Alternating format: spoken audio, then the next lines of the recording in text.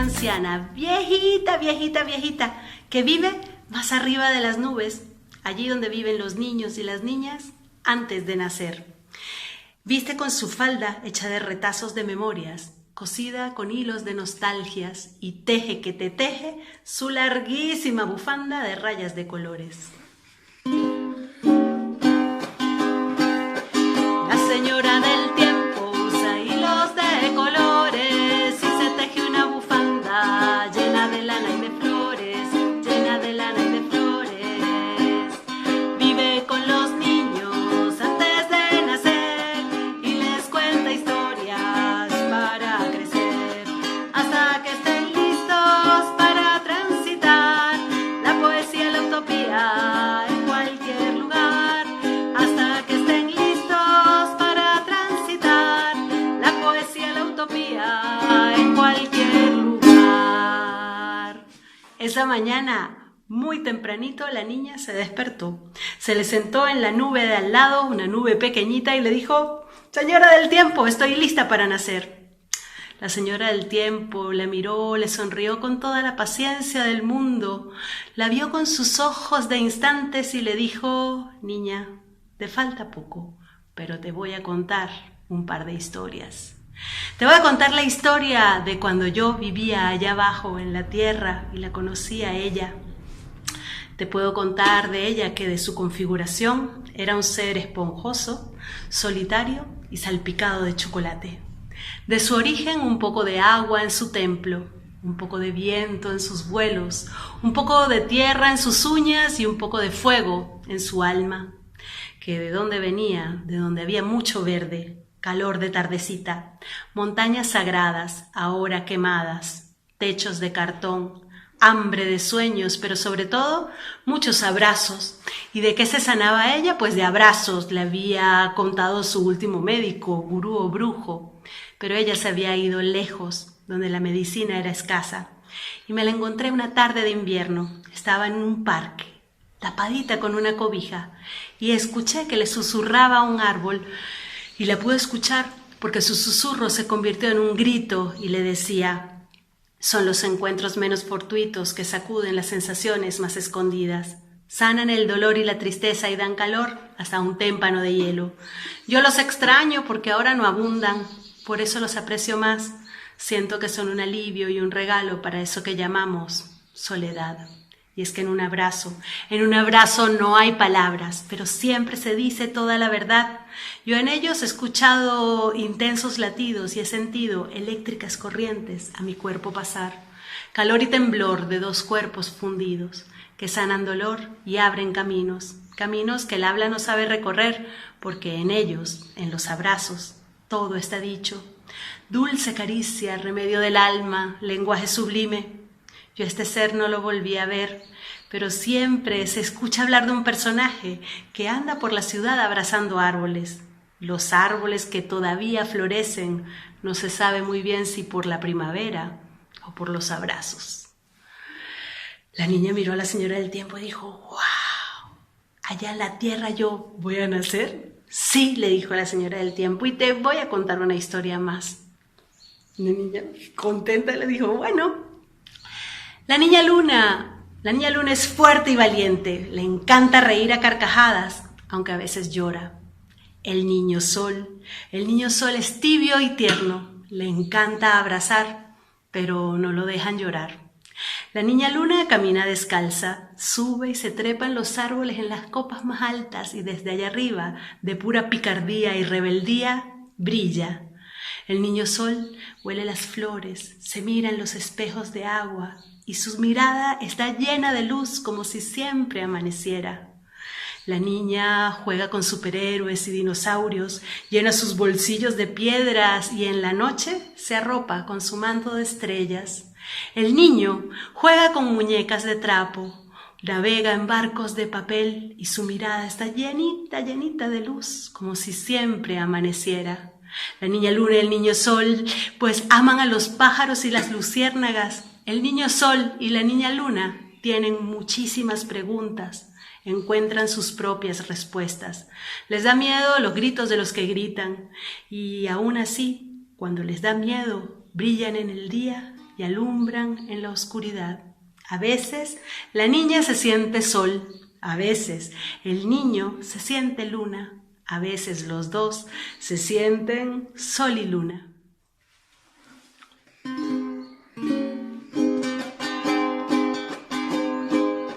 Mientras los niños juegan con cometas y pegasos, ella los acurruca en su regazo.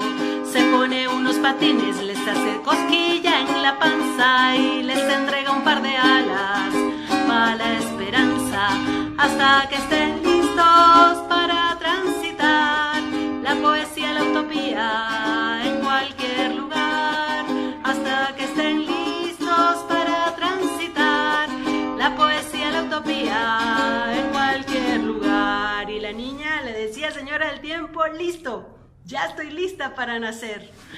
Ay, señora del tiempo, déjeme nacer, yo tengo un ramo de nubes y edad para florecer.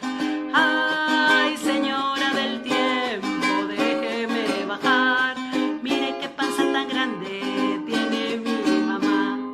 Ahí la señora del tiempo le dijo: sí, mi niña, estás lista para nacer, ya ha pasado el tiempo y ya, pues vas a nacer. Como a todos los niños y las niñas, te voy a dar un regalo. Y la señora del tiempo buscó en uno de sus bolsillos y sacó un par de hermosas y coloridas alas. Y se las puso a la niña y les dijo: úsalas. La mayoría de los seres humanos, pues, olvida que tienen un par de alas, pero lo que nunca, nunca olvidan es que fueron creados para volar.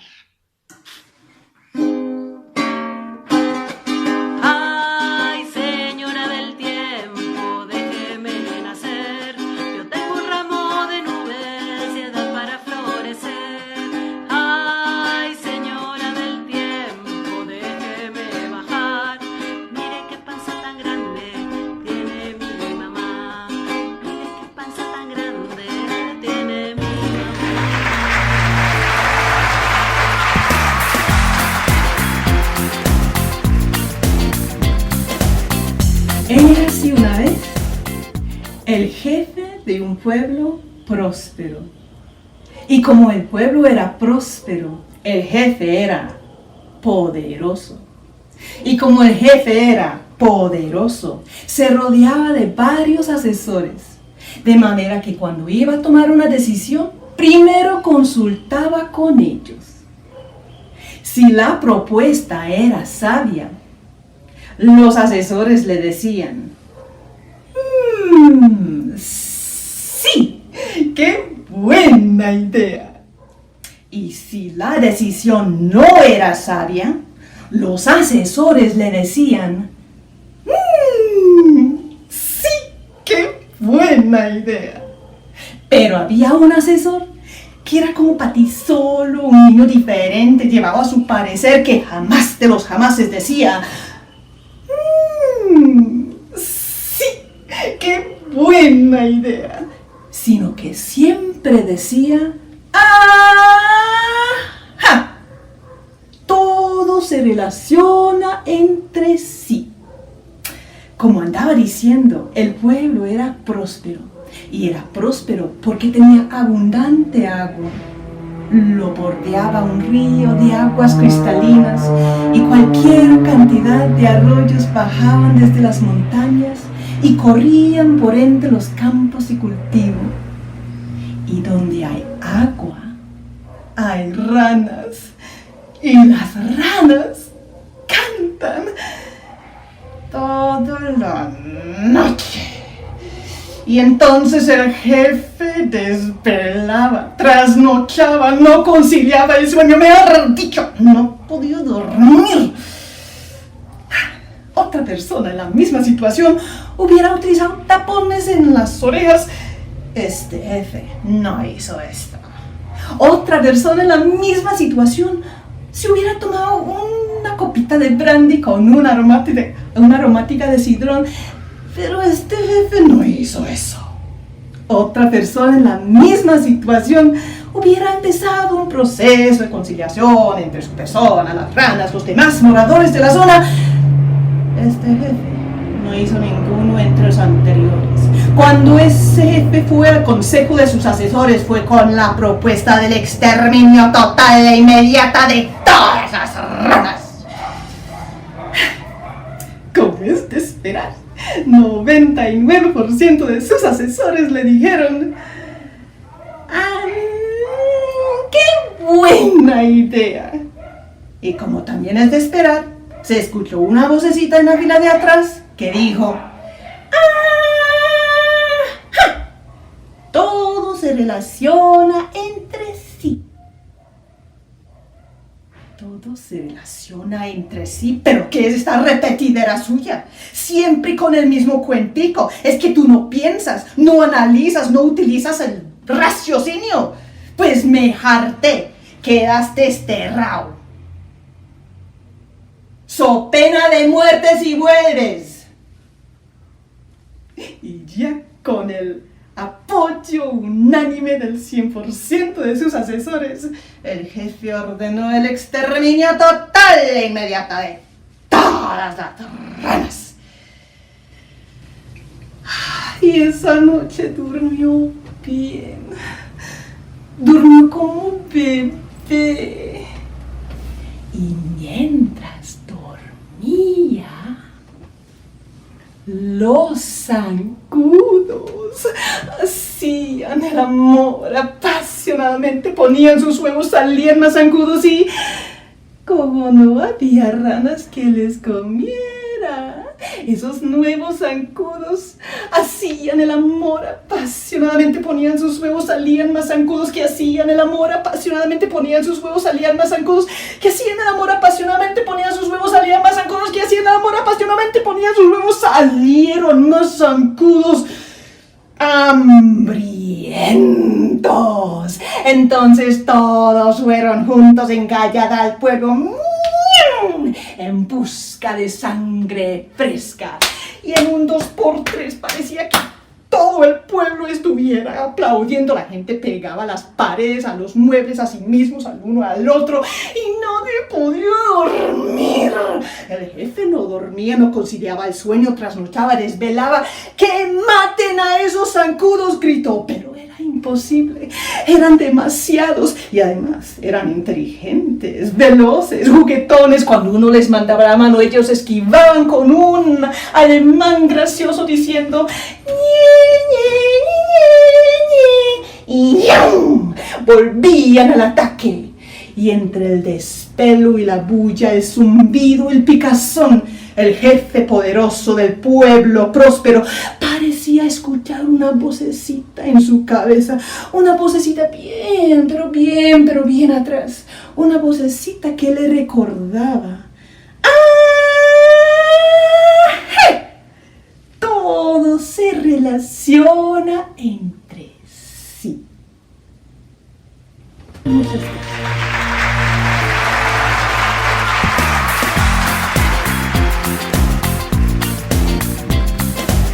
A Marité no le gustaba dejar las cosas a medias.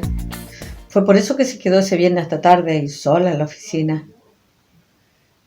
Ya había llegado la noche cuando ella concluyó, y después de apagar, cerrar, guardar, se dirigió hasta la puerta de su oficina y allí descolgó el abrigo, los guantes, la bufanda, para abrigarse como correspondía en un invierno tan duro como aquel. Antes de salir, miró el reloj que estaba sobre el dintel, las 11:50 de la noche. Y ahí recién tuvo conciencia de que solo faltaban 10 minutos para que ella cumpliera 60 años. 60 años. 60 años que no se le notaban por ninguna parte. 60 años que no le pesaban. Lo pasado bien no me lo quita nadie, pensó. Y mientras entraba al ascensor y bajaba los 7 pisos hasta la puerta del edificio, tomó la decisión que en lugar de irse a su departamento donde nadie la esperaba, iría a tomarse un trago para celebrar, para hacer un brindis en su salud. De modo que cuando ya estuvo en la calle, en lugar de tomar la calle que la conducía hasta los colectivos, se fue por el pasaje hasta el bulevar. Y allí, Mientras caminaba por el paseo peatonal, mientras restregaba sus manos por el frío y las entibiaba con el aliento de su boca, mientras escuchaba el murmullo de las conversaciones, las risotadas que escapaban de los bares, mientras llegaba a ella el humo a tabaco de los grupos de fumadores y fumadoras que japeaban el frío en grupo a la puerta de los locales. Ella buscaba. Quería un lugar de todo su gusto, como se lo merecía una noche como aquella.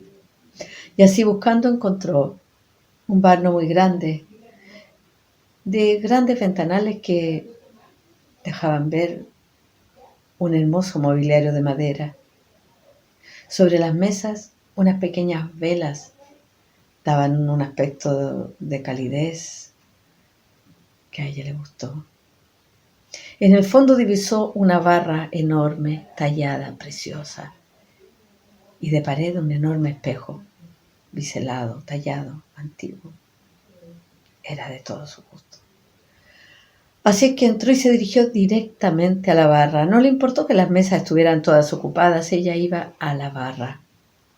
En cuanto llegó allá, comenzó a sacarse los guantes, la bufanda, el abrigo, y el barman extendió su mano para recibírselas y colgarlas en un perchero.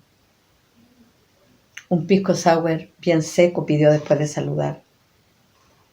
Y mientras el barman le preparaba su trago, ella comenzó a hacer lo que le encantaba: escuchar conversaciones ajenas, observar actitudes, adivinar situaciones. Para eso ahora estaba ayudada por ese espejo, de modo tal que no tuvo que hacer mucho esfuerzo. Simplemente comenzó un recorrido de un extremo al otro y fue mirando a través de ese espejo, deteniéndose en una mesa o en otra, haciendo zoom en alguna mirada, en los labios de alguien, para leerlos y adivinar la conversación. Se quedó detenida en algunos objetos que le llamaron la atención, en un gesto, en los silencios, en las palabras. Y mientras terminaba su vuelta, su paneo, como si sus ojos fueran una cámara, aparecieron ante ella un par de manos grandes, unas manos de hombre con dedos finos y largos, tal como le gustaban las manos de hombre. Vio también cómo aquellas manos estaban terminando de hacer un cigarrillo de tabaco. Acompañó con su mirada la mano mientras se acercaban a la boca de él y humedecían el papel. Vio también cómo con los labios lo cerraba. Absorta estaba observando, en primer plano, cuando de pronto la mano se acercó con el cigarrillo. ¿Quieres?, le preguntó. No, gracias, dijo ella, un poco incómoda. Se sentía descubierta, avergonzada o desvergonzada. Recién entonces notó que las manos pertenecían a un hombre de no más de 35 años, un muchacho para ella. En ese momento el garzón, el barman más bien, puso la copa sobre el mesón. Ella la tomó y de un trago largo, casi la mitad de la copa. Cuando la volvió a poner sobre el mesón, sintió la espuma sobre sus labios, y mientras limpiaba la espuma, tuvo la certeza de la mirada de él sobre sus labios. Volteó y lo observó. Él estaba mirándola a ella y a la copa. Para el frío, dijo ella, como queriendo excusarse. El muchacho solo se rió. En ese momento ella se dio cuenta que aquel hombre tenía al lado del vaso del que estaba bebiendo, tenía una hilera de alrededor de 10 cigarrillos recién hechos. Hilera en el que ponía el que acababa de hacer. A ella eso le sorprendió. Él sonrió y le dijo: para el aburrimiento. Entonces ambos rieron a carcajadas. De ahí comenzó una conversación divertida, seductora, simpática. Después de un rato, y como a Marité no le gustaba dejar las cosas a medias, Se lo dijo sin pensarlo. Oye, te propongo un trueque. ¿Cuál? Preguntó él. Bueno, dijo ella, si tú me quitas el frío, yo te crédito el aburrimiento. A la mañana siguiente, aquel muchacho salió del departamento de ella y cerró la puerta atrás de sí, pensando en que hace tiempo que no tenía una noche tan entretenida, mientras ella se dio media vuelta en la cama y abrazó la almohada, convencida que hace tiempo no tenía una noche tan cálida.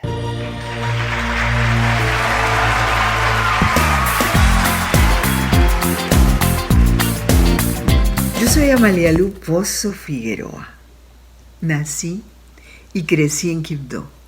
Me mojó el aguacero, me abrazó el calor. El viento me levantó la falda, empapada en sudor. El pacó y el manduro aromaron mi espacio. El borojó y el marañón sensibilizaron mi lengua.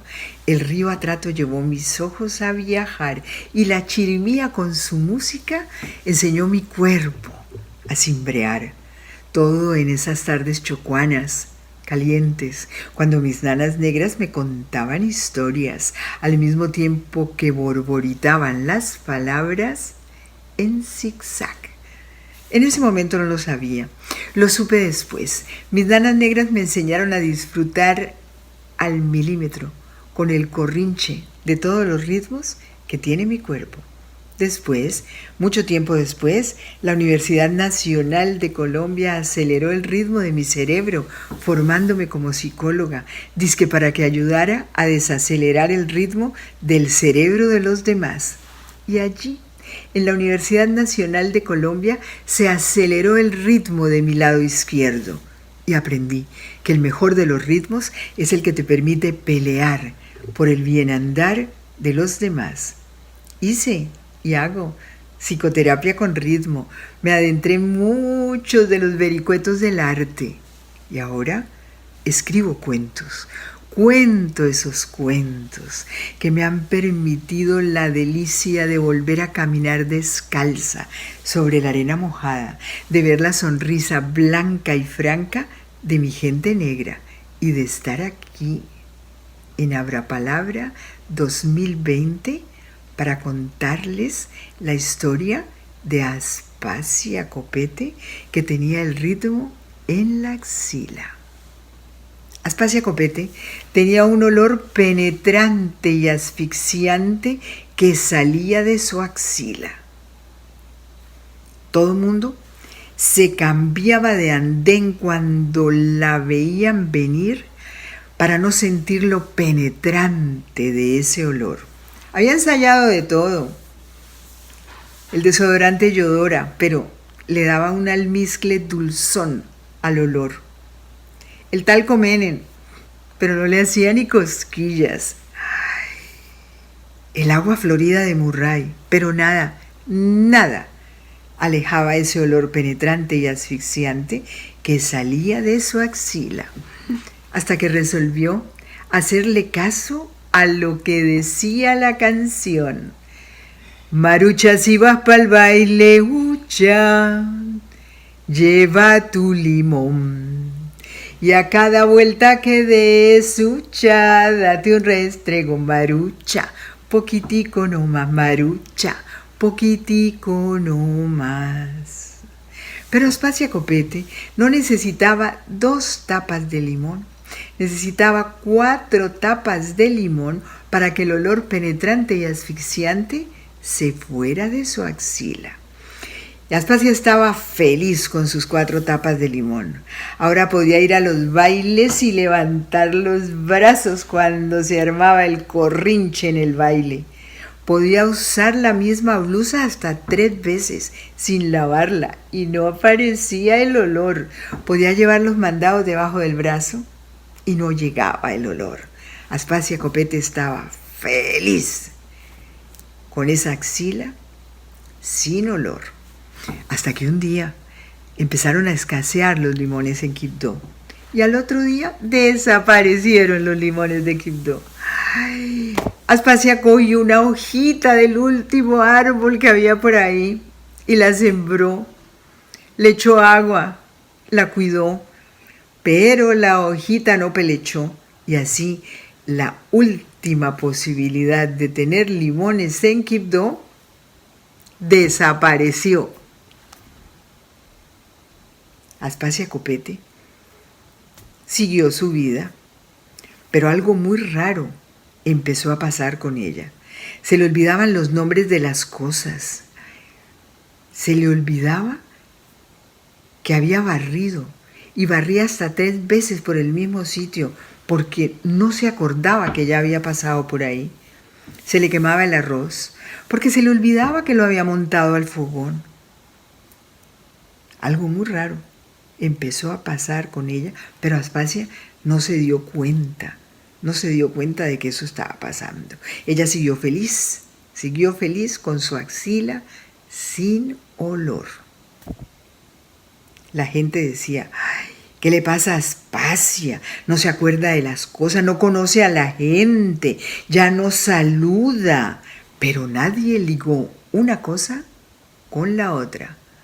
Hasta que un día, en una tarde caliente, sin aguacero, llegó a Quibdó una mujer esbelta, blanca, alta, de pelo negro largo, vestida de blanco.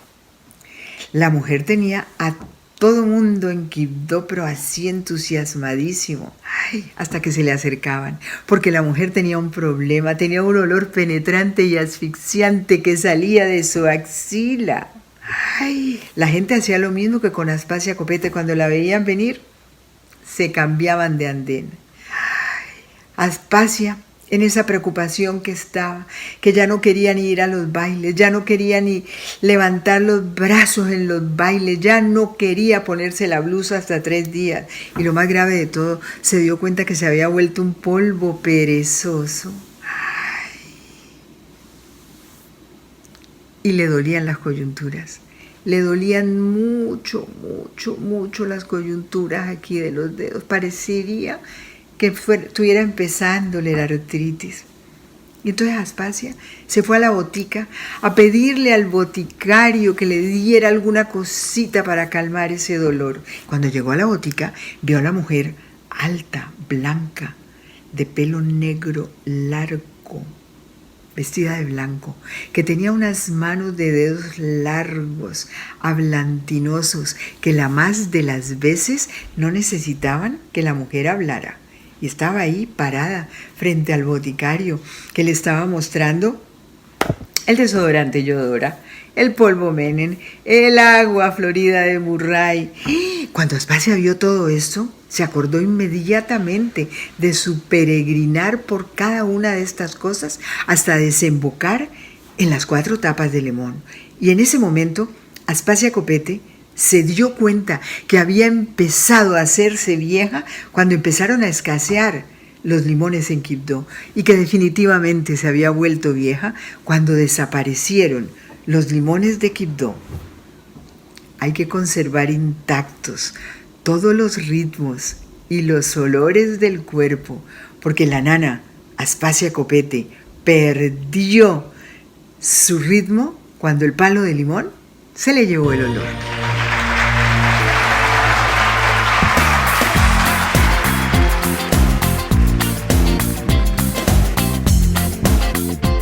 Os voy a hablar de Carmen.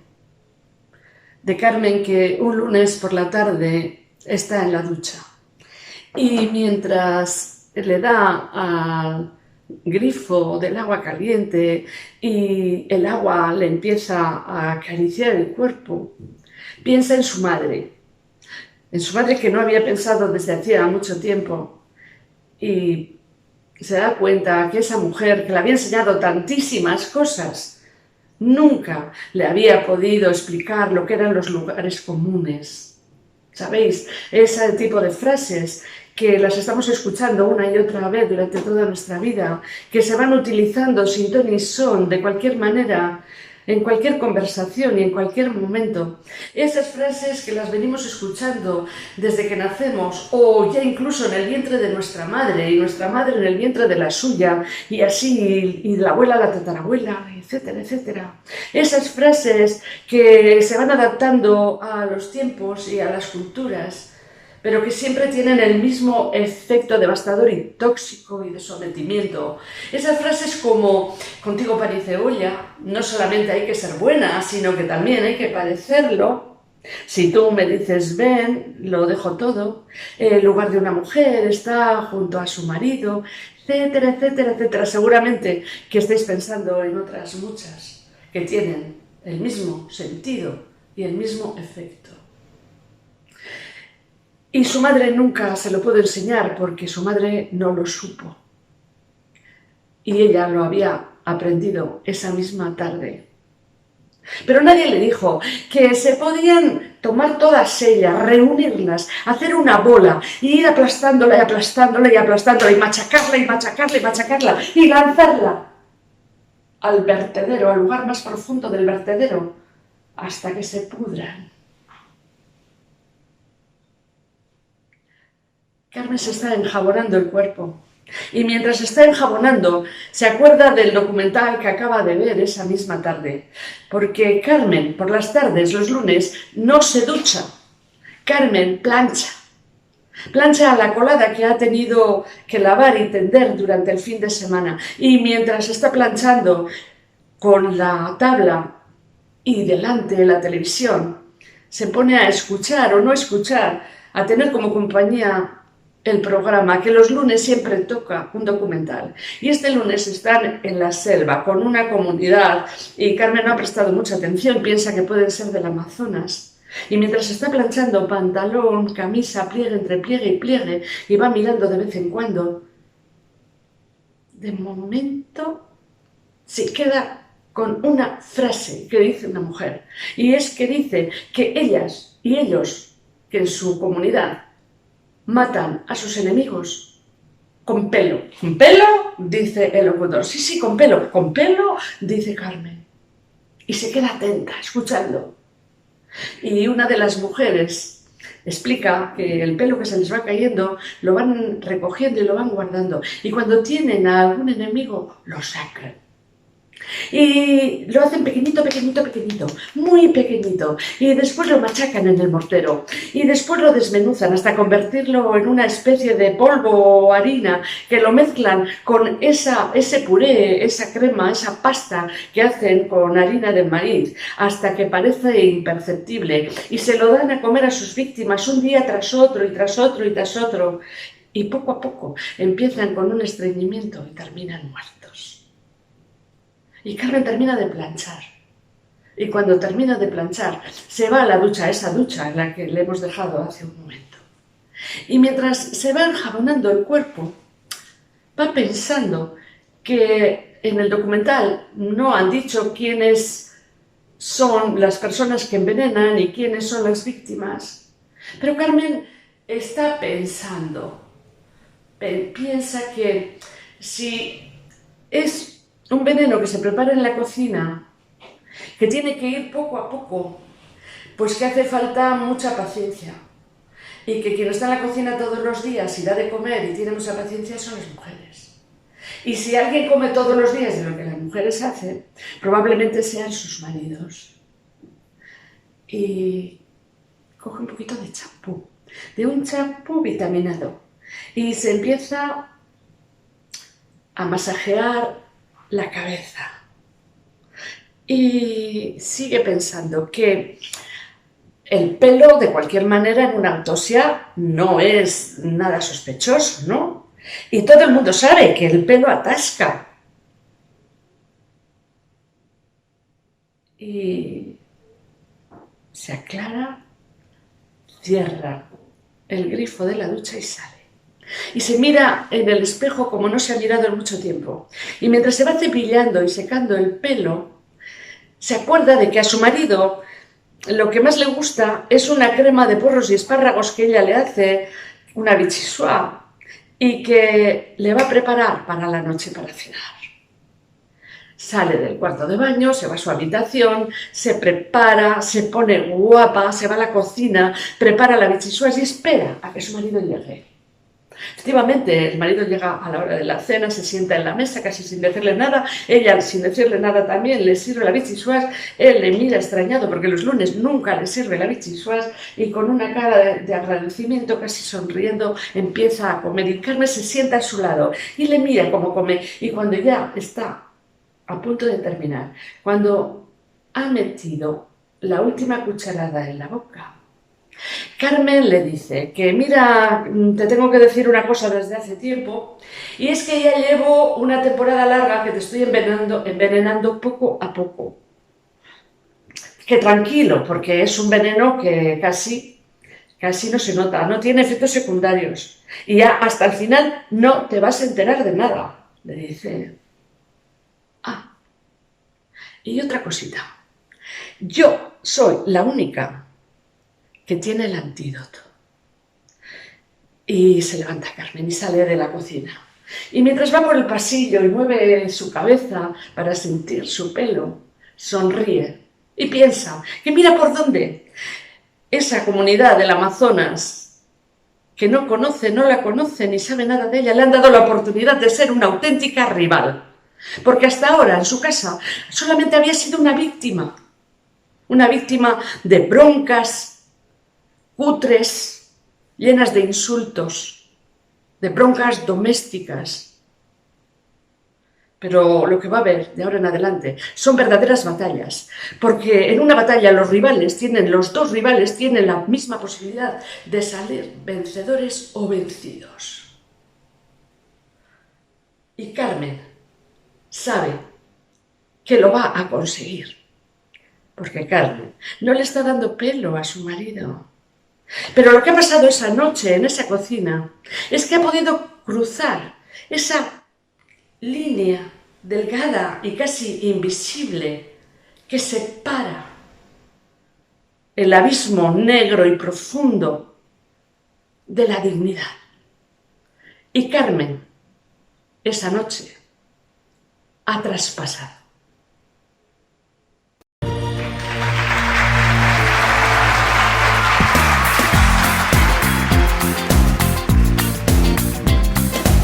Ya pasé de los 50 años y la vida comienza a los 50. Eso dijo Elizabeth Taylor cuando cumplió sus primeros 50 años y era alcohólica, fumaba, se había casado 1000 veces y se había separado otras tantas. ¿Qué diré yo? No fumo, no tomo, no tengo ninguna clase de vicio y solo me he casado una vez. Los 50 son la mejor edad de las mujeres. Se nos quitan todos los complejos.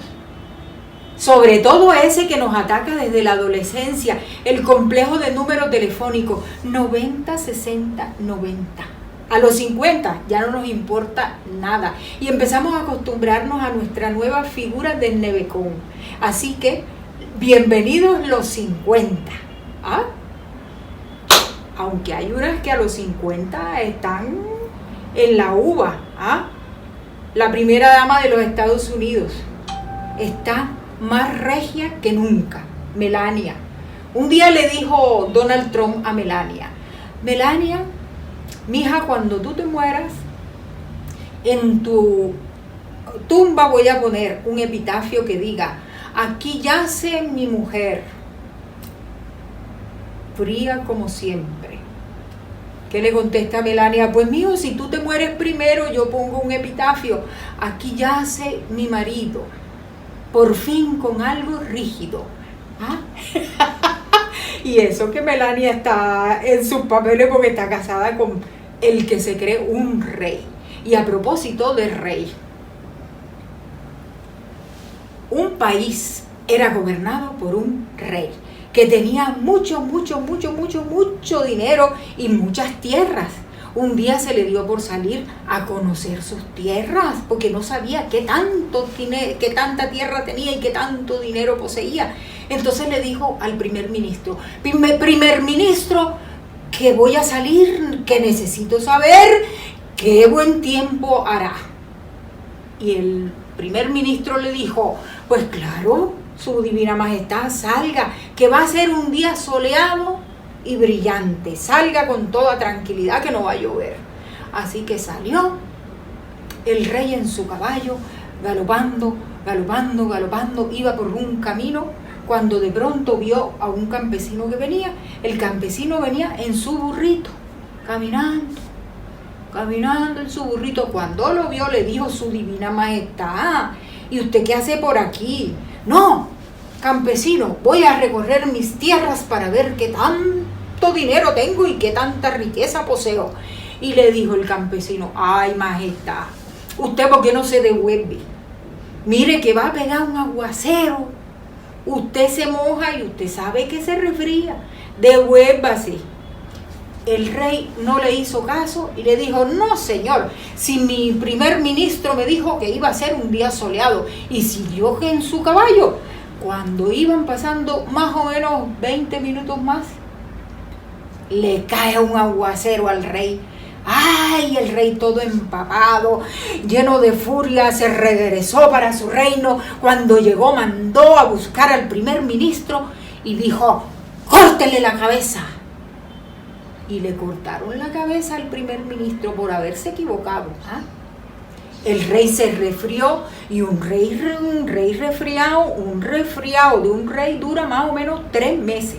Así que duró en cama el rey. Cuando se repuso después de los 3 meses, mandó a contratar un nuevo ministro y dijo, bueno, voy a salir otra vez a recorrer mi reino. Y le preguntó al primer ministro, tengo ganas de salir a recorrer mi reino para ver qué tanta riqueza tengo, qué tanto dinero poseo. Así que le pregunto, ¿va a llover o no va a llover? ¿Va a ser un día soleado o va a ser un día nublado? Y el primer ministro, salga con toda tranquilidad, majestad, que va a ser un día soleado. Así que le alistaron el caballo al rey y salió en su caballo blanco cual Bolívar, galopando, galopando, galopando, galopando, cuando de pronto vio que venía nuevamente el campesinito en su burrito andando, y le pregunta el campesino, ay majestad, ¿usted para dónde va? Voy a recorrer mi reino. Mire majestad, usted sí es terco, devuélvase. ¿Usted por qué salió hoy? ¿No ve que va a pegar un aguacero más grande que el anterior y ahora con relámpago y centella? Váyase para su casa, mire que va a llover duro. El rey no le creyó y dijo, no, sabio y viejo ignorante, así que un sabio fue el que me dijo a mí que no va a llover, y siguió caminando en su caballo, galopando, galopando, galopando, galopando. Cuando pasaron 5 minutos nada más, y se vino una tronadera, centella por todos lados y el aguacero, llovía a cántaros. Mira, el rey enfurecido, llegó a su reino, y entonces era tanta la ira que tenía que él mismo cogió y le cortó la cabeza, degolló al primer ministro por haberse equivocado.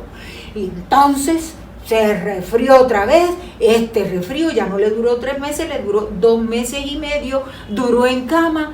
El rey, cuando se recuperó, dijo, voy a salir otra vez, la misma historia, se mandó a buscar al primer ministro, le dio lo mismo, que saliera, luego venía el campesino, se encontró con el rey, así que la misma historia igualita que les acabo de contar, y mire, devuélvase, que no se atengo, que me devuélvase, no señor, que yo me voy, que a mí me dijo mi sabio, que padre, y entonces siguió, y efectivamente le volvió a caer un aguacero y se volvió a resfriar.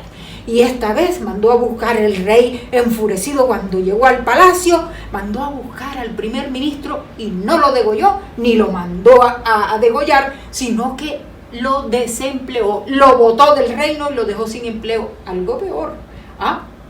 Así que el rey, montado en cólera, mandó a buscar al campesino, y trajeron al campesino. El campesino asustado, ay Dios mío, ¿qué será lo que me irá a hacer este rey? Cuando llegó al palacio, el rey le dijo, campesino ignorante, veo que no eres tan ignorante, necesito que nombrarte como primer ministro, porque tú has sido más sabio que mis sabios consejeros, así que necesito que te vengas a posesionar. Y dice, ay, su divina majestad, yo le agradezco el detalle, vea, Pero la verdad, mire, Rey, es que no soy yo el que sabe cuándo va a llover. Yo no adivino nada de eso. Mire, es el burro mío.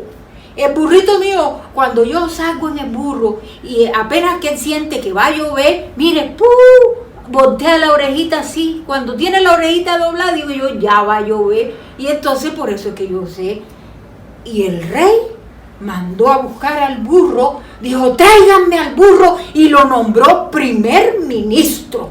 Y desde ese entonces, en ese país que no es Colombia, los burros ocupan los cargos de importancia.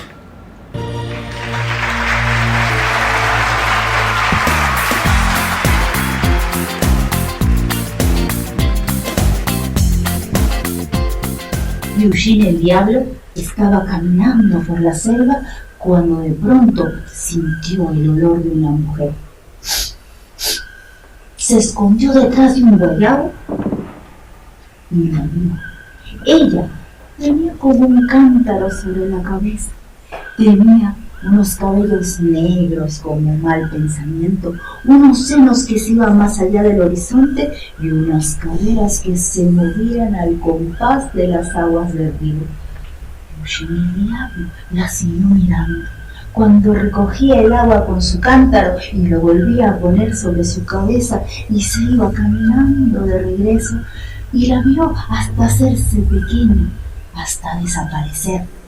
Esa noche Eugene el Diablo no podía dormir, se revolcaba en su hamaca. Cada vez que pensaba en ella le venía un calor. Así que al día siguiente, sin pensarlo mucho, se puso sus mejores trajes y se fue directo a donde ya sabía quién era, porque era un diablo, y sabía quién era Sunki, la hija del brujo Sasá, el brujo más poderoso de toda la comunidad. Así que se dirigió hasta a esa comunidad y encontró al brujo Sasá pegando su yuca ahí enfrente de su casa. Lo saludó y se presentó como Eugene, comerciante al río, que había viajado mucho. El brujo Sasá lo miraba con desconfianza porque tenía unos ojos escurridizos. Pero Eugene se dio cuenta y le contó que él sabía mucho de los astros, del mejor momento para pescar, del mejor momento para cazar. Y también le dijo que sufría de insomnio, que si podía curarlo. El brujo Sasá aceptó que viniera por una semana todos los días a la misma hora. Y Eugene iba todos los días a la misma hora. Y el brujo Sasá lo echaba en una cama de hojas secas. Y en ese momento simplemente lo encadeaba. Le cantaba muchas canciones, le ponía en plastos, le hacía tomar hierbas.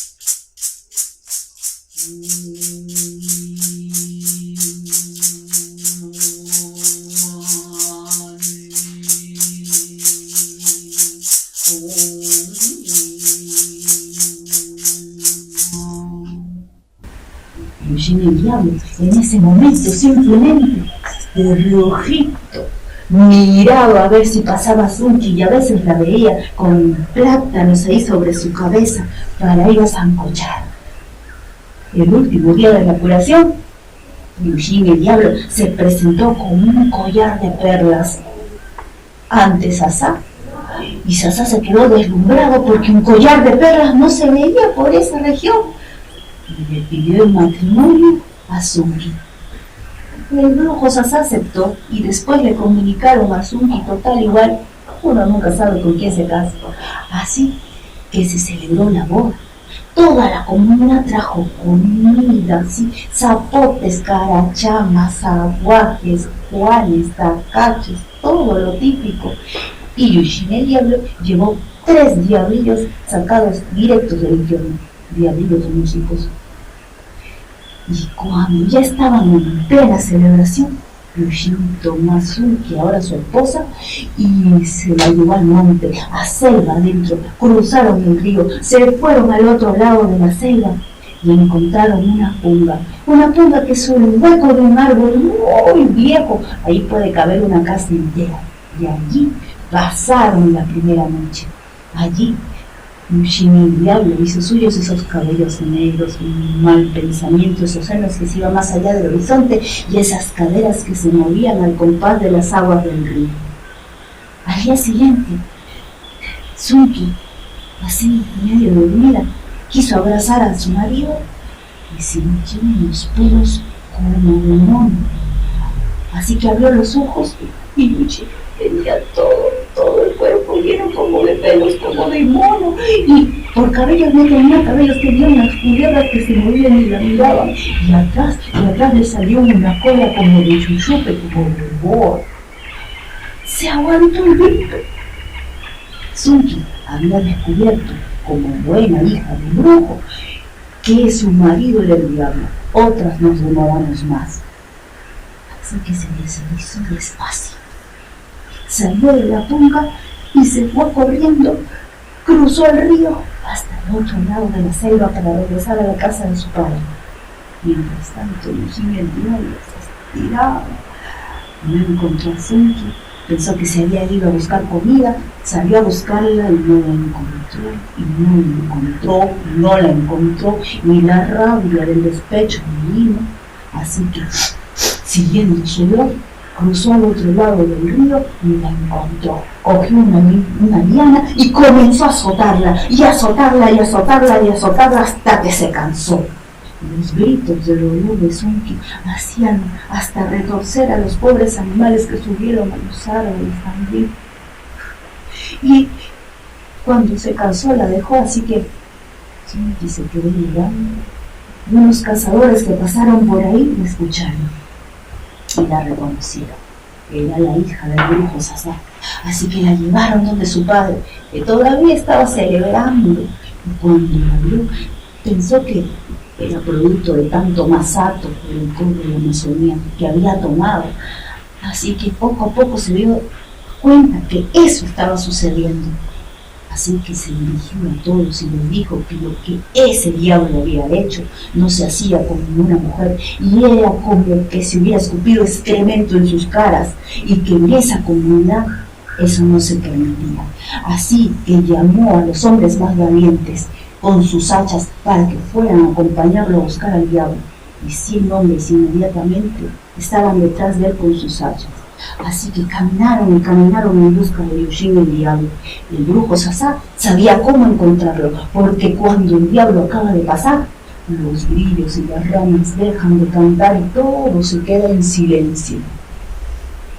Y tanto caminar, escucharon unos ronquidos. Era Yushimi el diablo que estaba bebiendo borracho al pie de una guajana. El brujo Sasa mandó a que todos los hombres con sus hachas se pusieran alrededor de Yushimi el diablo, despacito. Y a la cuenta de 3 del brujo Sasa, 1, 2, 3, 100 hachas le cayeron encima, cortando a Yushimi el diablo en pedacitos. Pero el brujo Sasa sabía que el diablo podía revivir, así que mandó a quemar sus sucias carnes. Y en uno del fuego, de las cenizas, comenzaron a salir unos seres volátiles, unos seres que zumbaban. Eran los zancudos, que aparecían por primera vez sobre la faz de la tierra y que siempre salen a la misma hora en que fueron quemadas las carnes de Yushimi. Y los antiguos, los ancianos en la selva amazónica dicen que los zancudos efectivamente son producto del diablo, porque son del color de la ceniza, solo sirven para molestar chupando la sangre de la gente, y porque llevan en sus bocas las trompetas del juicio final.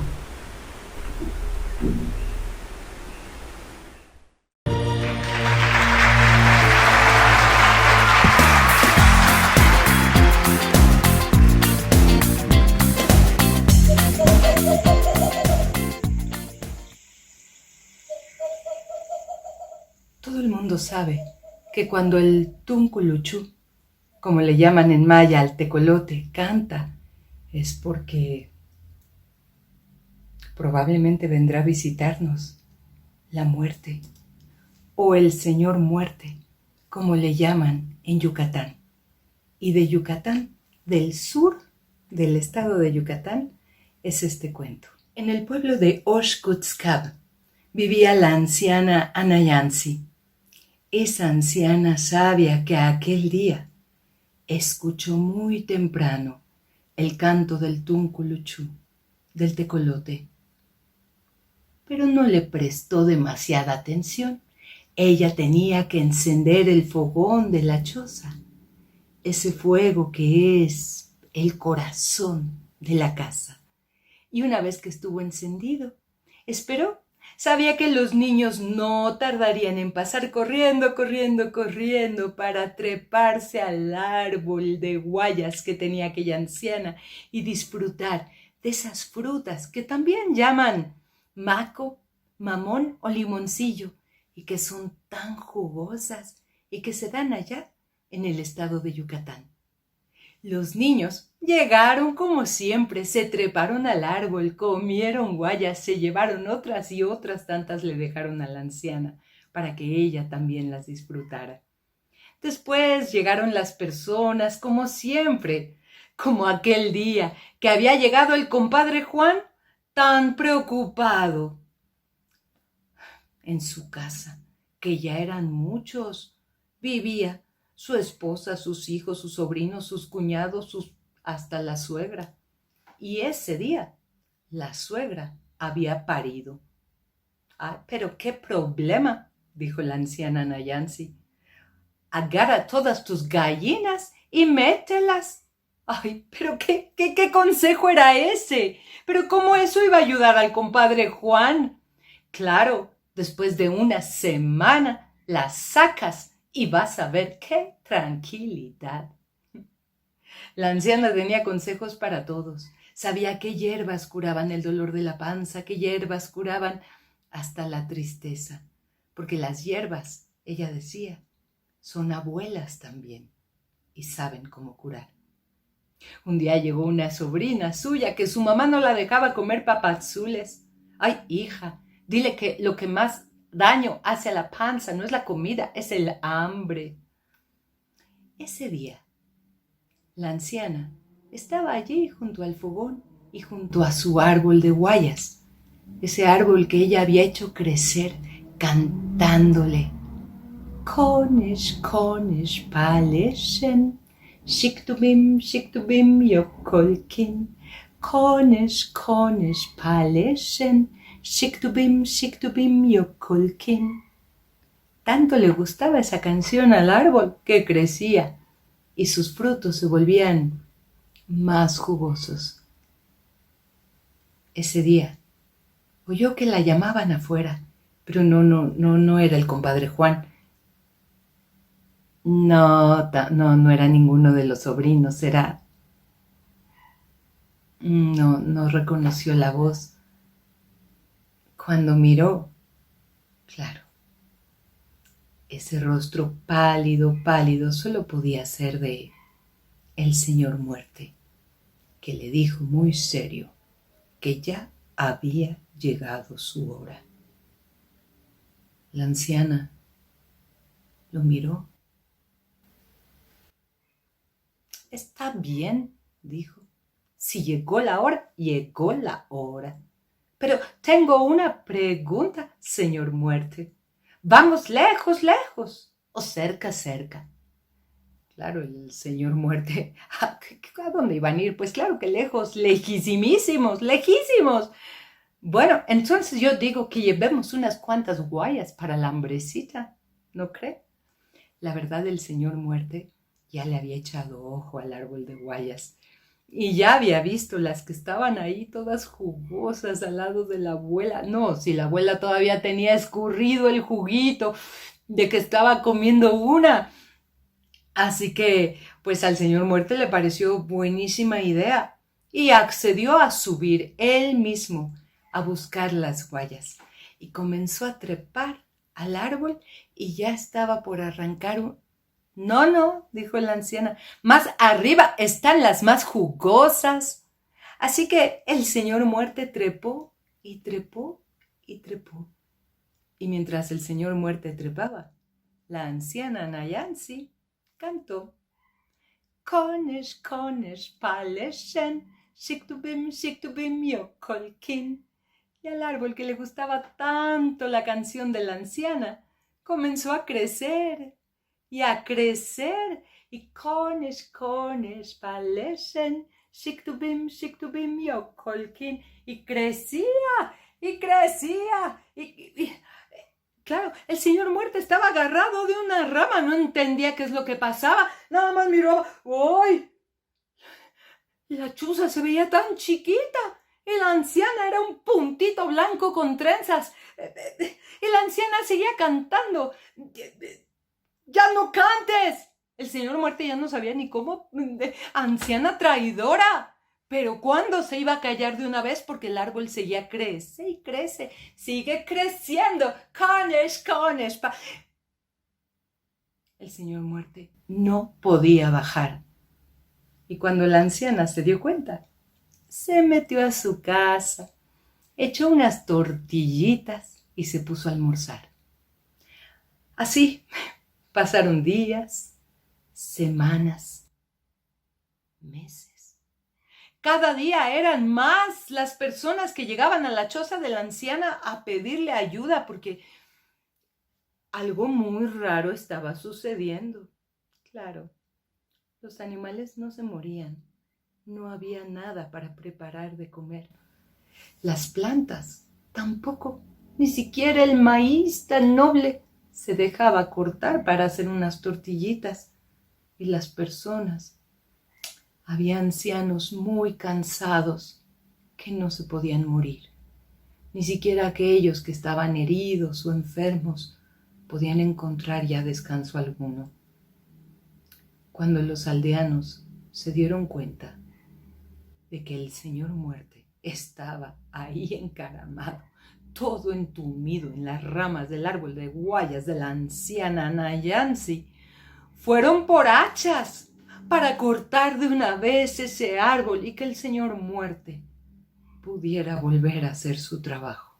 No, dijo la anciana, si no hace falta, yo puedo hacer que el señor Muerte baje, pero con una condición. ¿Quién no iba a querer eso? Que el señor Muerte viniera a llevársela cuando ella lo decidiera. El señor Muerte desde lo alto estuvo de acuerdo.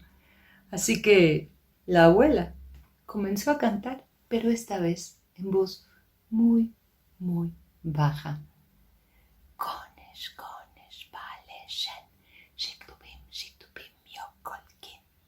Y el árbol que tanto amaba aquella canción se fue haciendo más y más pequeño para poderla escuchar. Konesh, palesen, shiktubim, yokolkin. Cuando el árbol estuvo ya del tamaño de un buen arbusto, el señor Muerte bajó y se fue corriendo. No se llevó a la abuela Anayansi, no se llevó a nadie. Se fue, pero como alma que lleva el viento. Todo fue volviendo a la normalidad poco a poco. Pasaron los días, los meses, los años.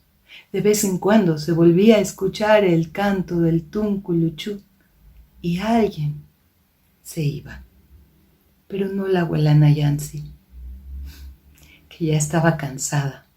Así que mandó a traer al señor Muerte, mandó el mensaje que ella ya estaba lista para irse. Pero el tunculuchú, el tecolote, no cantaba para ella. Que el señor Muerte mandó decir que él estaba muy ocupado, que a ver si luego venía por ella. Así fue y así ha sido hasta el día de hoy.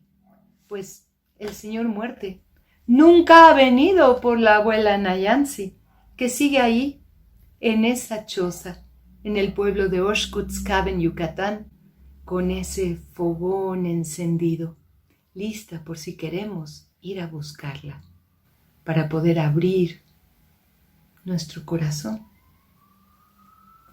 La abuela Anayansi, claro, su nombre significa la llave de la felicidad.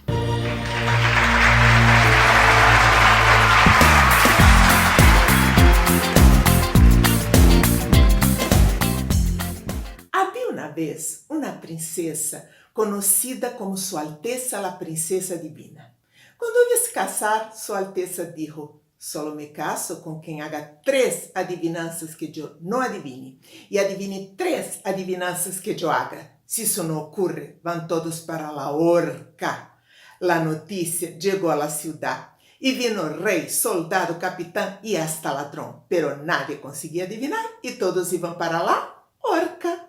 Cerca de Su Alteza la Princesa Divina vivía un rapaz conocido como Mantis Religiosa, pues andaba siempre con un libro de oraciones bajo el brazo. Mantis decidió intentar la suerte, pero él tenía una vaquita y no quería dejar la vaquita sola. Pero él tenía una vecina que dijo que cuidaba la vaquita. Pero por la noche, antes del viaje, la vecina hizo un pan envenenado, pues así Mantis no volvería y ella quedaría con la vaquita.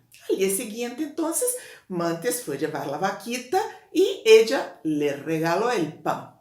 A él le pareció muy raro, la vecina no era de dar muchos regalos, pero agarró el pan, lo puso en su mochila y empezó a caminar, caminar, caminar.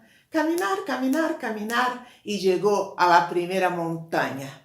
¡Ay, cómo pesaba el pan! Entonces él agarró el pan y lo arrojó al suelo. Vino un perro, comió el pan y se cayó muerto. Vinieron después 7 buitres, comieron el perro y se cayeron muertos también. Entonces él pensó: ¡qué vecinita!, ¿no? Y volvió a caminar. Caminó, caminó, caminó. Caminó, caminó, caminó, caminó, caminó, caminó y llegó a la segunda montaña. Ahora llovía un montón. Él se puso bajo un árbol, tendió un mantel, pero no quería quedar sucio. Y fue cuando pensó que tenía hambre. Vino en este instante una ráfaga de viento y derrimbó un nido con 7 huevos de pajaritos. A Mantis no le gustaban los huevos crudos. Agarró entonces los huevos y antes agarró su libro de oraciones, lo partió, prendió fuego, cocinó los huevos, comió, quedó satisfecho. La lluvia pasó y él caminó, caminó, caminó, caminó, caminó, caminó, caminó, caminó, caminó y llegó a la tercera montaña. Bueno, él tenía sed, miró por un lado, miró por otro, no había agua. Y él entonces vio una palmera, subió en la palmera, agarró un coco, lo bebió, quedó satisfecho y pensó que no tenía ninguna buena adivinanza para hacer para Su Alteza la Princesa Divina. Y tuvo la mejor idea de toda su vida. Iba a hacer las adivinanzas con todo que pasara por el camino. Volvió a caminar, caminar, caminar, caminar, caminar, caminar y llegó al castillo. Había una cola, todos salían para la horca. Llegó su vez, entró en la sala, Su Alteza estaba ahí, caminaba, caminaba, caminaba, caminaba. Y él entonces fue a hacer la primera adivinanza. Y era muy tímido y dijo: Su Alteza, ¿qué es que es? Un pobrecito después de muerto mató a 7 bien matados. Su Alteza pensó, pero qué adivinanza tan rara era esa. Él dijo que no sabía. El que contestó él, el perro. Fue a hacer entonces la segunda adivinanza. Su Alteza Divina, otros 7 cayeron en la manta, cociné en palabra santa. Ella dijo que no sabía también. ¿Y qué contestó él? Huevos. Esto, mitad de ustedes no van para la horca, la otra mitad, vamos a ver. Fue a hacer entonces la tercera adivinanza. Entre el cielo y la tierra encontré en una vasija el agua que tomé. Su Alteza pensó y dijo que él no sabía, qué era. ¿Y qué dijo él? El coco. Bueno, todos ustedes también adivinaron. Bueno, llegó entonces la vez de Su Alteza a hacer las adivinanzas y ella dijo: si tú no adivinas, vas para la horca. Ella se fue hasta la cocina, agarró un insecto, por casualidad, un mantis religiosa. Lo puso en sus manos, volvió para la sala y dijo: que tú no adivinas que hay en mis manos. El pobrecito tan tímido como les dice, el pobrecito estaba allí fatal. Y dijo, ay, ay, ay, ay, ay, Mantes está en tus manos. Y adivinó. Y adivinó. Ella no podía creer, pero qué listo era el chico. Entonces volvió hasta la cocina, agarró un cuadro, lo pintó todo de negro, lo cubrió con un manto de terciopelo. Volvió para la sala y dijo, que tú no adivinas que hay bajo este manto de terciopelo. El pobrecito tenía una sensación de desmayo y dijo, ay, ay, ay, Su Alteza, ahora el cuadro pinta bien negro. Y adivinó. Su Alteza ya estaba apasionada. Fue a hacer la tercera vez y nada por hacer. Volvió hasta la cocina, agarró una cajita y puso bosta de buey, caca de buey, cocó de buey.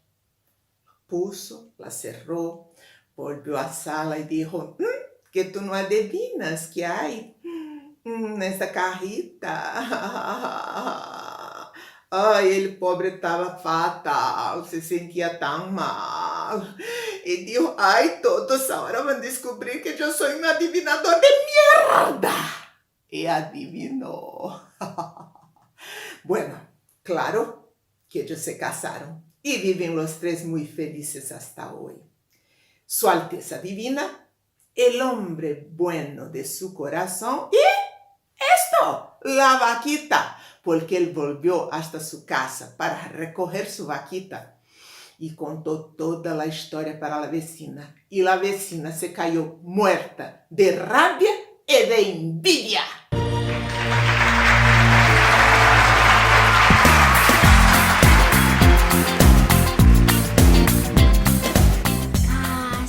昔あるところにおじいさんとおばあさんがおりました。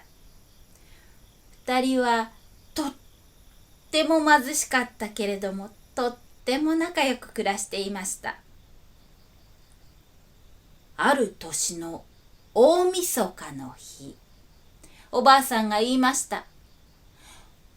おじいさん、どうしましょう。明日はお正月さんが来るというのに、うちには何にもありません。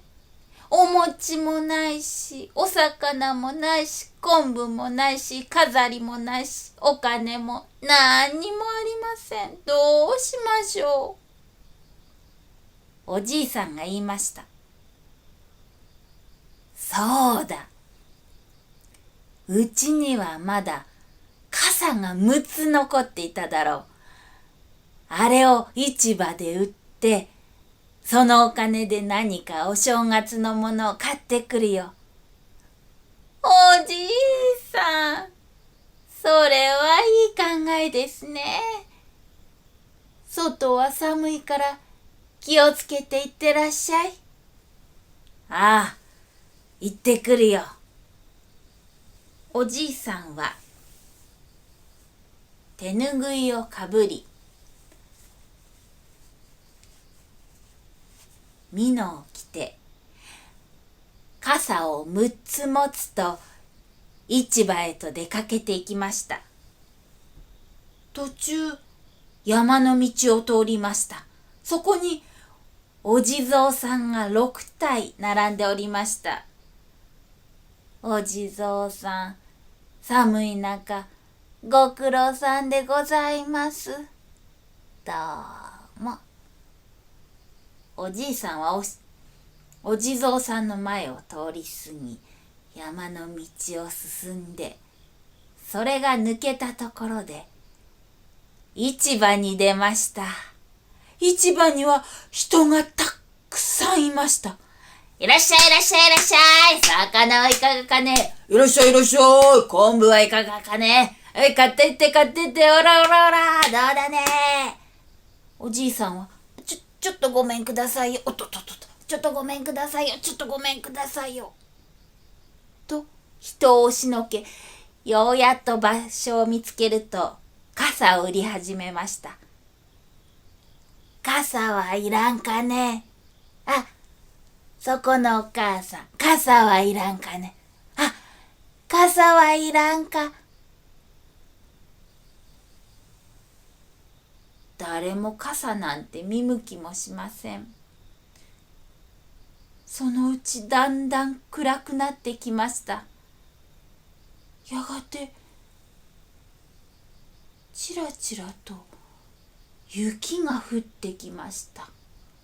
雪はどんどんどんどん降ってきて、おじいさんは白くなってきました。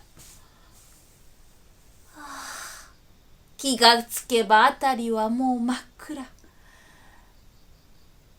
傘は全然売れなくてばあさんはがっかりするだろう。でもこのままでもばあさんは心配するから帰るとするか。おじいさんは残った傘を持ってまた山の道を抜けて行きました。雪はどんどんどんどん降ってきます。さっきのお地蔵さんがいた場所に着きました。お地蔵さん、雪をかぶって真っ白。おー、寒そう。かわいそうにの。おじいさんは雪を払ってあげましたが、雪はどんどん降ってきます。また払ってあげました。そうだ。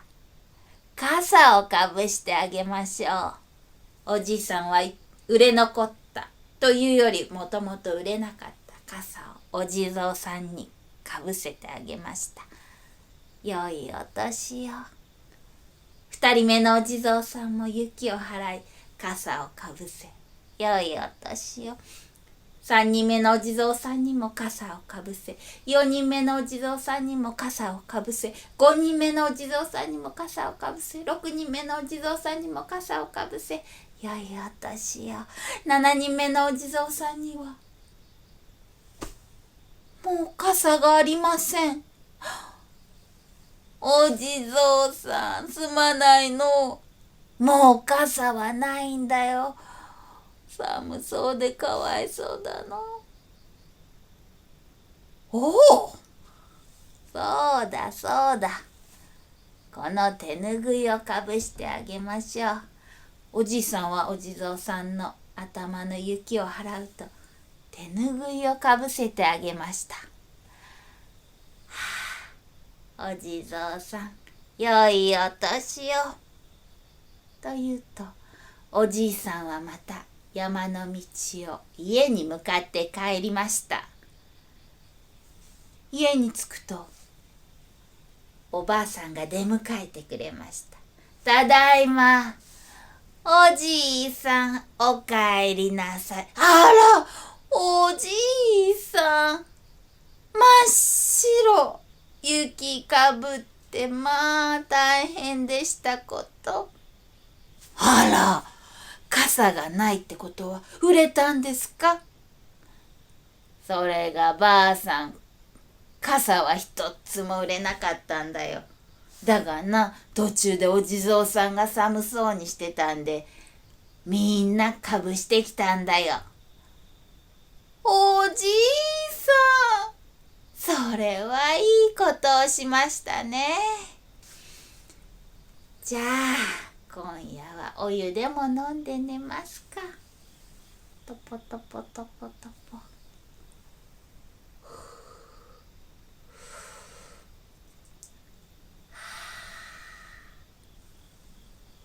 じゃあ、おやすみなさい。おやすみ。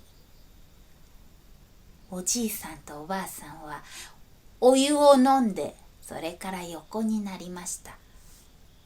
夜更けすぎ、シャンシャンシャンシャンシャンシャンシャンシャンシャンシャンシャンシャンシャンシャンシャン。音が近づいてきます。やがてその音はシャンシャンシャンシャンシャンシャンシャンシャンシャンシャンシャンシャン。ドスン。おじいさん、なんか音がしましたよ。ちょっと表見てきてくださいな。なんだね、こんな時間。おじいさんが戸を開けて外を見ると、そこに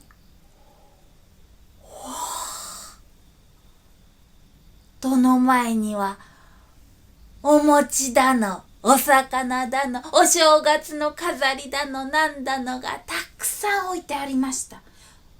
おじいさんが向こうの方を見ると、シャンシャンシャン、シャンシャンシャン、シャンシャンシャン、シャンシャンシャン。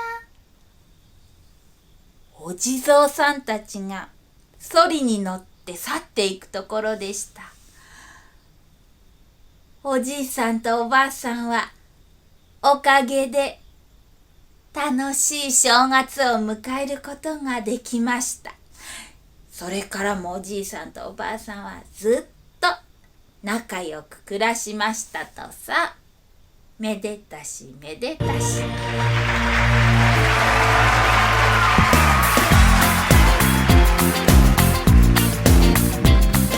Amor, si puedes tú con Dios hablar, pregúntale si yo alguna vez te he dejado de adorar.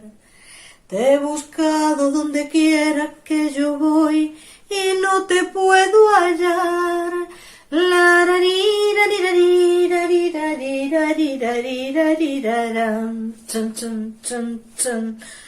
¿Alguien ha visto el amor verdadero? ¿Alguien lo conoce? ¿Alguien sabe dónde está? Avísenme, que no lo encuentro. Mentira, yo sí sé dónde está. Yo lo voy a contar. Os lo voy a contar en una historia donde queda clarito, clarito, clarito dónde encontrarlo. Veréis, es la historia de la tía... ¿Cómo era que se llamaba? Bueno, da igual, no me acuerdo si se llamaba Carmen, Marcela, Sandra, Teresa, Estela, Filiberta, Filomena, Mari Carmen, María del Pilar, Merceditas, da igual. Le llamábamos la tía Tití. Bueno, le llamaba todo el mundo. La tía Tití. Dicen las malas lenguas que le pusieron Tití porque era fea. Feísima. Mira por dónde, yo creo que le pusieron Tití queriendo hacer referencia a su fealdad, cuando en realidad lo único a lo que podían hacer referencia era a la actividad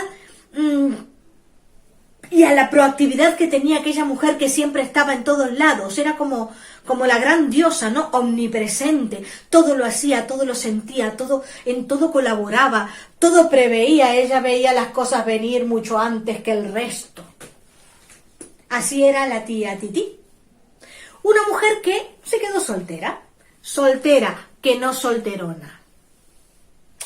La tía Tití dedicó su vida a cuidar de su padre, a atender a sus hermanos. Bueno, organizó las bodas de su hermana mayor con una precisión y un mimo que ya quisieran para sí muchos profesionales de la organización de eventos. Ya me diréis. Claro, también es cierto que ella, la tía Tití, era muy suya, como se suele decir, ¿no? Muy suya. Ella iba a su rollo. Todo esto no le impedía hacer su vida, su otra vida, porque la tía Tití disfrutó de innumerables cantidades de amantes y muchos enamorados en su incansable búsqueda del amor perfecto. Y además, en los ratos libres, adiestró su alma en el sutil arte de la caligrafía japonesa. Contó la historia de su vida en impolutos pergaminos de papel de arroz. Y así pasó el tiempo, y una mañana que amaneció tardía, la tía Tití se levantó sintiéndose soberana. Sí, reina. Y pensó que había llegado el momento de escribir sobre el amor. Después de tantos años de vida vivida, había llegado el momento de hablar sobre el amor y ponerlo sobre el papel. Así que se fue a su mesa de trabajo, se sentó delante de su pergamino, cogió la tinta y cuando empezó a escribir, la tinta se le escapó, se derramó incontenible en un mar de emociones sobre la impoluta superficie del papel, transgrediendo todos los límites. Llegados a este punto, la tía Tití guardó los pinceles en una cajita de bambú y lo colocó en la mesa que estaba debajo del espejo. Luego levantó la vista y la vio. Ahí estaba, aquella criatura soberbia, con el pelo despeinado, escapándose del moño cuasi perfecto, enredados los cabellos semiblancos, los labios entreabiertos y húmedos, la piel tersa, y esa mirada profunda y misteriosa en la que la tía Tití se perdió en un mar de alegría. Y de pronto volvió en sí, miró a la criatura y le dijo: «Vaya, ¿cómo es que nunca te había visto hasta ahora?». Ella la abrazó con una sonrisa y entonces la tía Tití sintió que su pecho comenzaba a abrirse, el corazón se expandía, atravesaba su cuerpo y formaba una onda expansiva inmensa, llena de un amor profundo, loco, inconmensurable. Sintió entonces a su alma subirle por los pies, bailando y cantando: «Porque te quiero, te quiero, te quiero, te quiero, te quiero, te quiero, te quiero, y hasta el fin te querré». Vaya la tía, qué contenta estaba la tía Tití, y es que por fin había encontrado a su verdadero amor.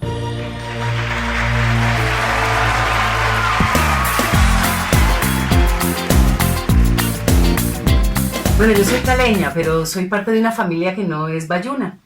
Mi papá era santandereano y mi mamá bogotana. Las primas de mi mamá de Bogotá eran como muy cercanas en su juventud, entonces siempre estaban en las historias y en la vida familiar. Y siempre había una cosa misteriosa que había con una de las primas de mi mamá, que se sabía que era monja, pero no era muy claro porque a veces decían que no solo era monja, sino que lo otro, y que no podía saber nadie, y yo no entendía muy bien qué pasaba. Entre esas primas había una, bueno, pues la mamá, o sea, la tía de mi mamá, la tía Sarita, que tenía el pelo blanco y se lo pintaba de morado, una señora así muy cachaca, pero muy bonita, y con unas hijas muy especiales, unos hijos en general.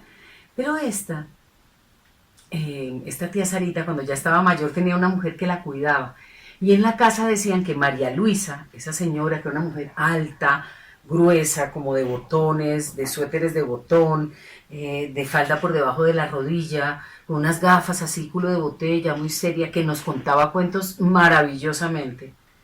Decían que era la hija ilegítima de Arturo Cova, el protagonista de La Vorágine.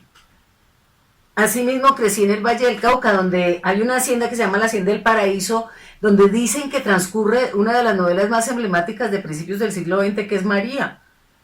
Esa mezcla entre la realidad y la ficción para mí se volvió una complicación para toda la vida. Y nunca he logrado desentrañar cuál es la diferencia. La prima esa de mi mamá, Ñoñó, cuando la nombraban había una cosa como secreta. Algo pasaba con Ecuador y cuando Ñoñó venía a visitar a su mamá, a la tía Sarita, había como un secreto, con esa cosa que pasa de los adultos que hablan de cosas suponiendo que los niños no se enteran. Con el paso de los años me fui enterando. Ñoñó, esa tía, prima hermana de mi mamá, era una monja guerrillera. Había empezado con Camilo Torres. Sin embargo, ella era monja del Marymount. Había entrado a la vida de monja de una manera muy curiosa porque ella había nacido en una familia acomodada. Por eso para ella el mundo se dividía entre ricos y pobres, que era lo normal, y lo que había era que cuidarse de no ser del mundo de los pobres. Por eso cuando las monjas empezaron a hablar de que les parecía muy raro, esas monjas extranjeras, que hubiera tantos pobres en Colombia, ella no entendía por qué se sorprendían de eso. Y poco a poco fue tomando interés, y bueno, se fue a estudiar con ellas a Nueva York, y ahí entendió todo lo que pasaba en su propio país, y empezó a tener una percepción de la desigualdad. Y consideraba que no era necesario entrar a luchas armadas, que lo que había que explicarle a los ricos que el dinero propio era un dinero común para el bienestar de todos, que era la única manera de que tuviera sentido ser rico. Bueno, dirigió el Marymount en varias ciudades del país y de cada lugar salía con algún escándalo curioso. Aquí en Bogotá fundó un Marymount en el sur, donde mezcló a las monjas y a los comunistas, y por supuesto surgieron amores. Ella misma se enamoraba bastante. Dice que la primera vez que se enamoró perdidamente, creo que fue de un arquitecto, ella se cuestionaba por su amor, por su compromiso con Dios, y de repente se dio cuenta que era un matrimonio, que como todo matrimonio, pues ella estaba casada con Dios. Pero eso no quería decir que ella no pudiera ver a los demás hombres, pero que en el momento mismo de la decisión ella siempre optaba por Dios. Poco a poco en las discusiones, en los crecimientos, en los confrontamientos, empezó a tomar un real partido por la gente más necesitada. Y finalmente se fue para el monte. Se enamoró de Fabio Vázquez, uno de los fundadores del ELN. Y fue la monja Elena. No supo que era parte del ELN hasta mucho después. La mandaban a las reuniones y cuando citaban quiénes eran los participantes, nombrando los grupos disidentes reunidos, ella hacía suposiciones de quién era la del ELN. Y Fabio le contestaba en cartas burlonamente hasta que después de 2 años ella entendió que ella era la representante del ELN. También pensaba que entrar a la guerrilla era un proceso similar al de ser monja, o sea, tenía que haber un noviciado, después unos ejercicios, después unos compromisos y finalmente llegaba un día en que uno como que se graduaba. Bueno, eran todas las estructuras que ella traía. Se movió por el mundo. Dicen que cuando salió escapando de Colombia, bueno, ella como monja se llamaba María de los Consuelos, entonces la hermana Consuelo. Y la madre Consuelo. Cuando la vino a buscar la policía, pensó primero que era su hermana la que estaba casada con Monterroso, el escritor. Esa debe ser porque está casada con un comunista. Pero no era Milena.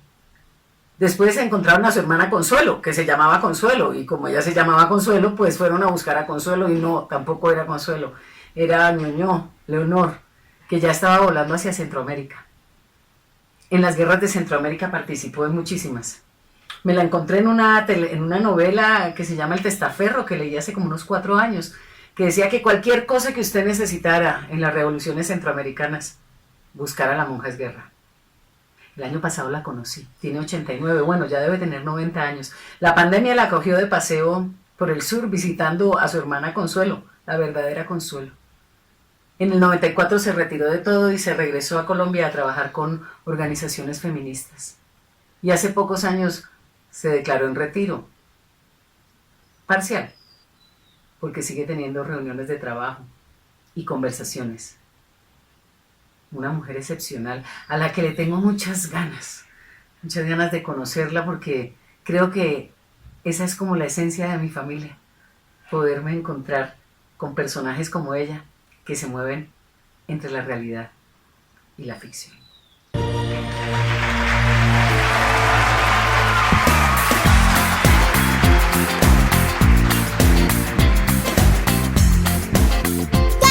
Es una gran experiencia. Estamos a un clic de vivir una nueva. Comparte con tus amigos, dale like, comenta y suscríbete. A la palabra continúa contigo.